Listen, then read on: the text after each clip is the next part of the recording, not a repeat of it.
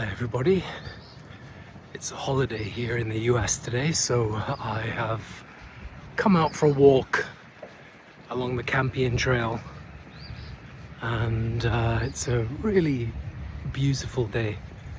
It's not extremely warm, it's around about 10 degrees Celsius, but and there is a little bit of a breeze now that I'm walking into. I've just turned around to start walking back towards my apartments, but up until this point it was behind me, and very pleasant indeed. And as you can see, there's a little river as you walk along, and quite a diverse trail, I suppose. I'm in a bit of an open part of it, but it goes through little woods, it goes past sports fields, lakes, and it has some road in the distance, but it's generally a nice little escape from the overpopulated city areas. And I laugh a little bit when I say that, because of course there's not really any places in Dallas that are overpopulated, and we get spoiled a little bit by that, because I find now that when I do travel to Europe in particular, or other parts of the world, it can be overwhelming how many people are around.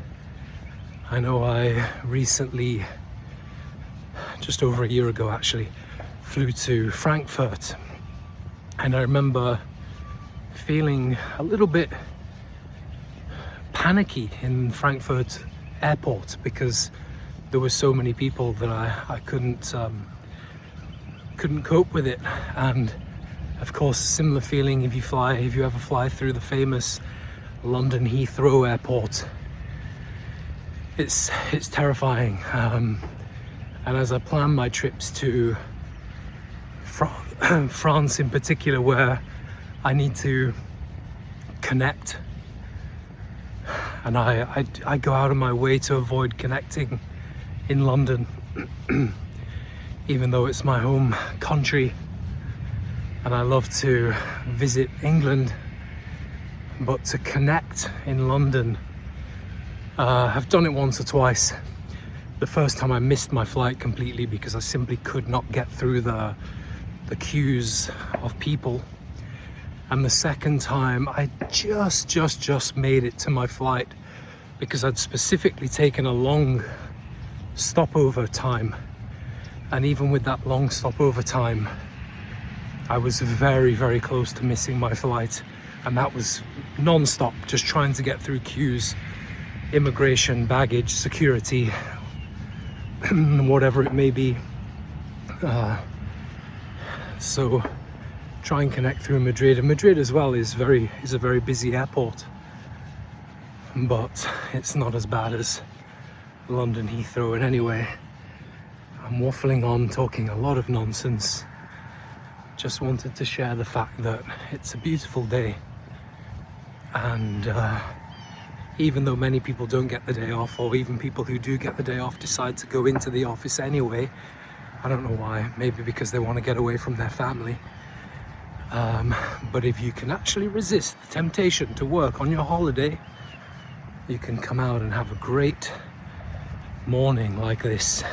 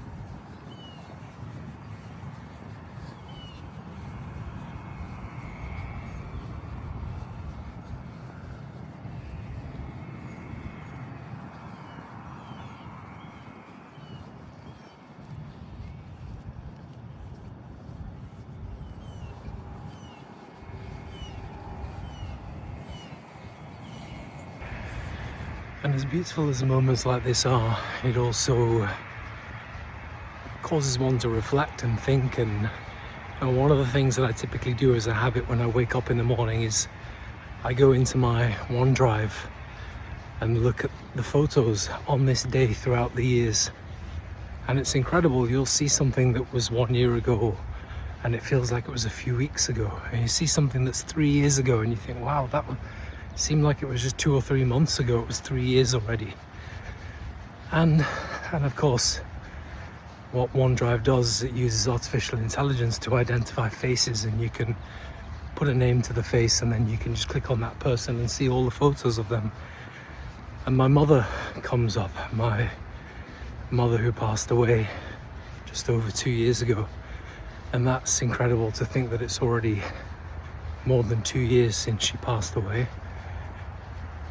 But with that also comes a reflection, I suppose, on an individual personal level, where you realize how quickly time is flying by, and you realize that you are getting very old. And I see myself in these videos or photos. Of course, I see my extremely grey hair, my beard, which just seems to be accelerating daily. And I don't know whether that's just stress. I mean, heading into the pandemic, which was just over 5 years ago now, my beard was brown, gingerish brown. And by the end of 2020, it was kind of grey.